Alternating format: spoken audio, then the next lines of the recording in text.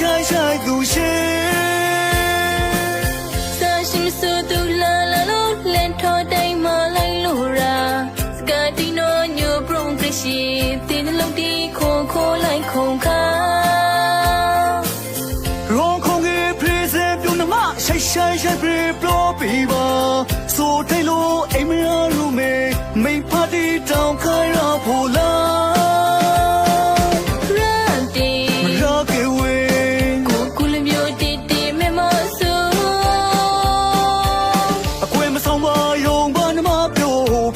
ဆိုရောဖုံးစိတ်မို့